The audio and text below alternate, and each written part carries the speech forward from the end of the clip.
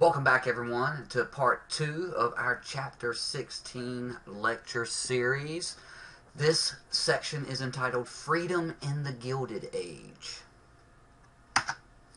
The focus question for this section is, how did the economic development of the Gilded Age affect American freedom? As you may have already guessed by the title of this chapter, the period between 1870 and 1890 was known as the Gilded Age in America. And it was actually a phrase coined by Mark Twain, one of the most famous literary figures of 19th century America. And to Mark Twain and other cynics like him, he referred to this as the Gilded Age because it was something that looked prosperous on the outside, that was gilded in gold, if you will.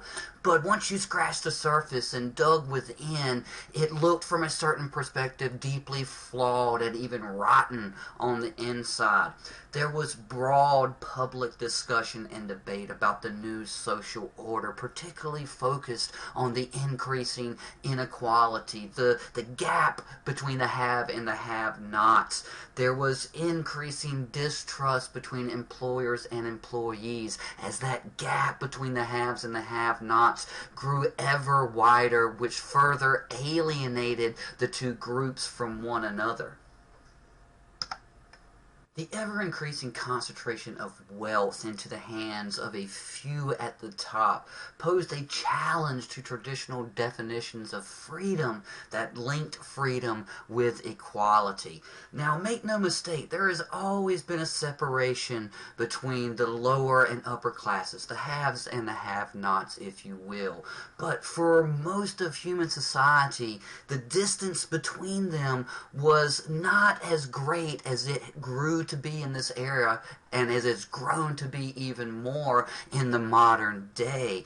And therefore, the different classes tended to mingle more together and understand each other just a little bit more, and there was more of a symbiotic relationship. Don't get me wrong, there's always tensions and issues, but they were not as heightened or as exasperated, at least not for as long of a period of time as they grew to become in this era and later. And therefore, the idea of equality could transcend those class barriers because the distance between them didn't seem that great. As the gap between the haves and the have-nots grew ever wider in this period, there was also a corollary growth in the levels of alienation between these two groups, and that alienation led to increase in levels of disdain between these two groups, as those at the top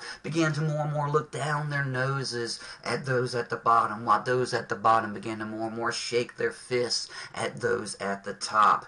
And this alienation and disdain led some Gilded Age intellectuals and liberals to propose the curbing of the political power of lower class groups, and some even advocated for the reinstatement of property qualifications for voting as the levels of mistrust between these two groups grew along with alienation and disdain. The levels of alienation between the haves and the have-nots in this period was further exacerbated by the rise and the spread of ideas of social Darwinism in America. Now, in the 19th century, Charles Darwin developed the theories of evolution and natural selection and applied those to the natural world. But it didn't take long for some thinkers to begin to apply those same and similar ideas to human societies and how they functioned. And this idea of natural superiority was used in societal terms to explain the success and failure of individuals, social classes, and races. That some individuals, certain social classes, and even certain races were naturally superior to others, and therefore the wealth and accolades that accumulated to them were just the result of this natural process. Social Darwinism held that human society evolved naturally and that government should not interfere at all with its development. It was widely held that the poor were responsible for their own fate, and failure indicated a lack of self-reliance.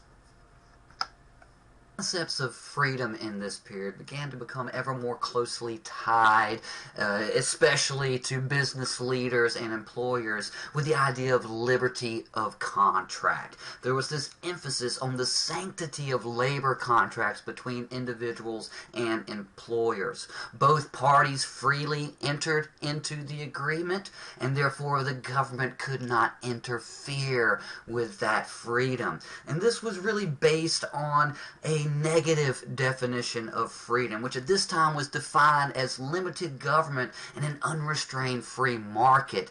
But the ideas of negative liberties or negative freedoms were certainly not new in American political discourse. In fact, if you took American History 1 with me last semester, you may remember our discussion of negative liberties, particularly surrounding the Bill of Rights and its concepts of the freedom of the press, the freedom of speech, the freedom of religion. These are freedoms or liberties or rights, if you will, whose origins are outside of the government, be they stemming from God, the universe, Mother Nature, whatever it is you believe in. These freedoms were granted by some sort of outside power, and therefore the government has no power to interfere with those freedoms or liberties. Of course, is contrasted with the idea of positive liberties.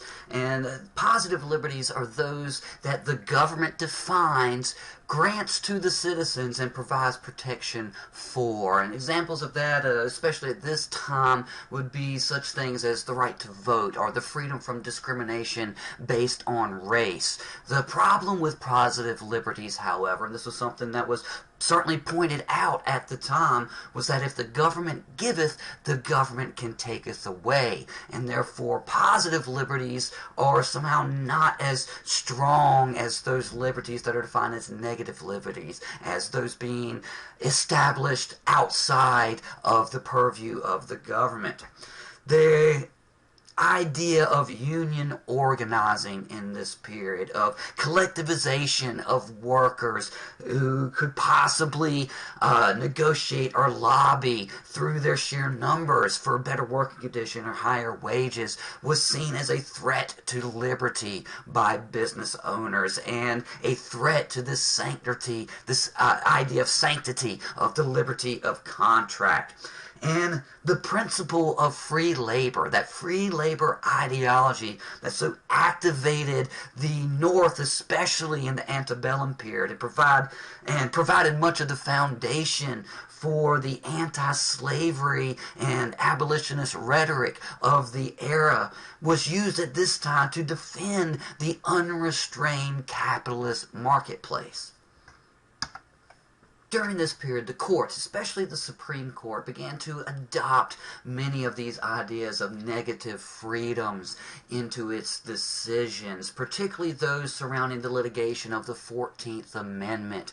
And the courts gradually at this time came to define liberty of contract as the amendment's true meaning. Now, the 14th Amendment was the one that granted birthright citizenship, but there was also clauses and statements in the 14th Amendment that stated that the government shall not infringe or make any law that would infringe on the privileges and immunities of its citizens. And that was the part that the courts grabbed a hold of in its decisions regarding ideas of negative freedoms or liberty of contract. For decades, the courts viewed the regulation of business as an insult to free labor, to the ability of individuals to negotiate contracts between each other for labor purposes. State laws to regulate work was viewed as illegal interference with the rights of employers to use their property as they saw fit and the rights of employees to choose the conditions of their work. And many state laws that were established in this period to try to mitigate some of these things were struck down by federal courts. The courts generally sided with businesses and acted to impede labor or union organization. Such cases as Lochner versus New York voided a state law that set maximum work hours and came to represent a body of legal decisions relating to liberty of contract. So that concludes part 2 of our chapter 16 lecture series. As always, study hard, and I'll see you soon.